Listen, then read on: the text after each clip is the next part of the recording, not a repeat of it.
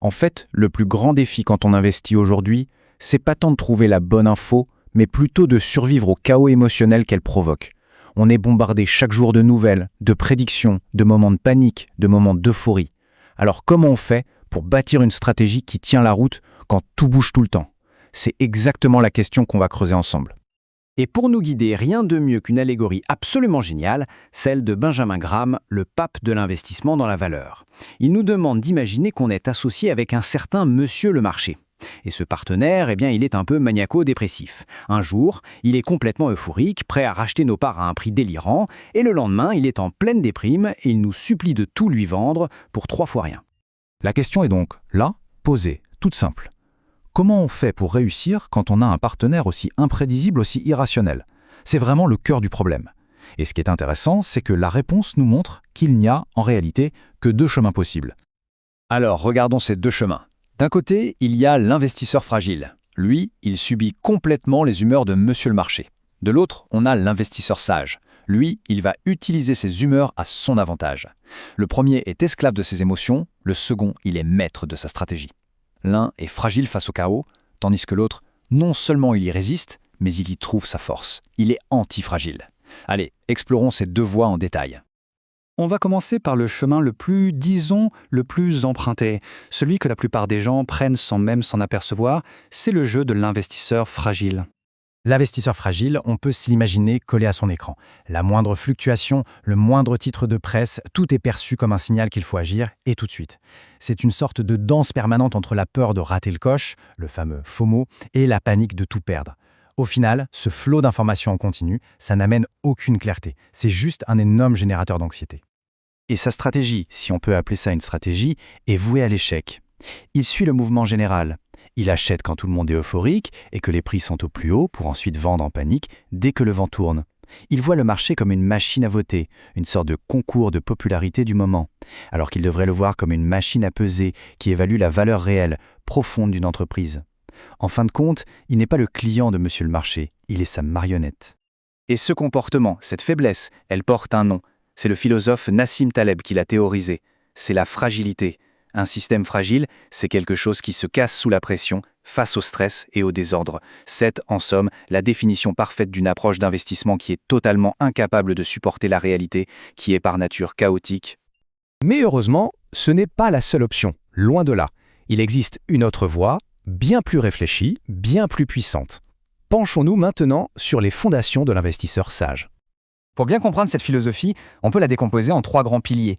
Et ce qui est intéressant, c'est que ces piliers, ils ne sortent pas du dernier manuel à la mode de Wall Street. Non, ils sont basés sur des sagesses qui ont vraiment fait leurs preuves à travers le temps. Le tout premier pilier, il nous vient de Benjamin Graham lui-même. Sa règle d'or, c'est la marge de sécurité. L'idée est hyper simple, mais fondamentale. On achète un actif uniquement s'il est vendu bien moins cher que sa valeur réelle. Acheté en euros pour 50 centimes en quelque sorte. C'est ça qui protège des erreurs et des imprévus.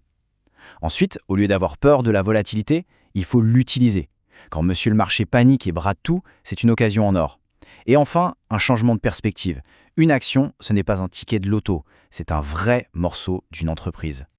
Le deuxième pilier, lui, il nous sort un peu de la technique pure pour ancrer l'investissement dans une philosophie de vie.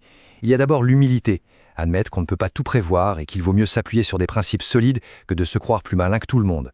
Puis la prudence, bien gérer son argent, éviter les dettes stupides, épargner régulièrement, c'est la base de la stabilité.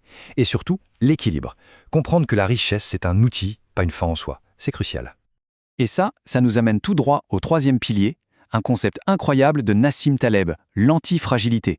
Attention, être antifragile, ce n'est pas juste être solide ou résistant.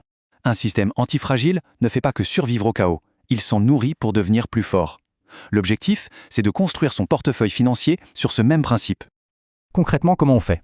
On recherche ce que Taleb appelle l'asymétrie favorable. Ça veut dire qu'on va chercher des situations où, si les choses tournent mal, la perte est limitée et on la connaît d'avance. Mais si ça tourne bien, le gain peut être gigantesque, presque illimité. C'est une façon de se protéger des mauvaises surprises, tout en s'exposant à de très bonnes surprises. Ok, ces 3 piliers, c'est la philosophie de fond. C'est super. Mais comment on l'applique au jour le jour, surtout quand le marché s'affole et que les émotions prennent le dessus? La réponse, c'est un outil très concret, une charte d'investissement personnelle. Bâtir sa propre charte, c'est un peu comme rédiger sa constitution d'investisseur. On commence par définir son pourquoi. Est-ce la liberté, la sécurité, la capacité de faire des choix? C'est bien plus qu'un simple chiffre sur un compte. Ensuite, on y inscrit ses grands principes, du genre « la patience est ma meilleure alliée ». Et enfin, on y met des règles claires et non négociables, comme refuser de suivre les tuyaux des autres ou de se comparer sans cesse. Cette phrase, elle résume tout l'esprit de la démarche. Elle est hyper forte. Le but, ce n'est pas de faire le plus gros rendement possible coûte que coûte. Le but, c'est de construire une richesse qui sert un projet de vie et pas l'inverse. Si pour devenir riche, on bousille sa santé mentale ou ses relations, eh bien c'est un échec, tout simplement, peu importe le montant final. Et voici la règle d'or, le garde-fou ultime contre soi-même et contre Monsieur le marché. C'est la petite phrase à se répéter en boucle quand la panique ou l'euphorie monte. Elle est toute simple, mais elle est redoutable d'efficacité. Elle court-circuite l'émotion et elle nous force à revenir à notre logique, à notre stratégie, celle qu'on a définie à tête reposée dans notre charte. Il faut bien voir que ce document, c'est pas juste pour faire joli, c'est un vrai outil. C'est à la fois un bouclier et une boussole. Un bouclier qui protège le capital des décisions impulsives et une boussole qui protège notre énergie mentale de l'anxiété et du doute permanent. C'est ce qui rend le projet soutenable sur le long terme. Finalement, si on prend un peu de recul, tout ça nous amène à une vision beaucoup plus large. Le but de toute cette approche, c'est quoi? C'est d'investir, oui, mais pas seulement pour un portefeuille riche, pour une vie riche. Le contraste entre les deux chemins est saisissant. D'un côté, le chemin fragile mène à l'anxiété, aux réactions à chaud et à une richesse qui finit par prendre toute la place, par coloniser la vie.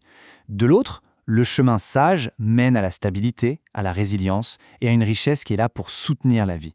Le choix, il est vraiment entre un projet fragile qui peut s'écrouler à tout moment et un projet tenable, construit pour durer. On ne le répétera jamais assez.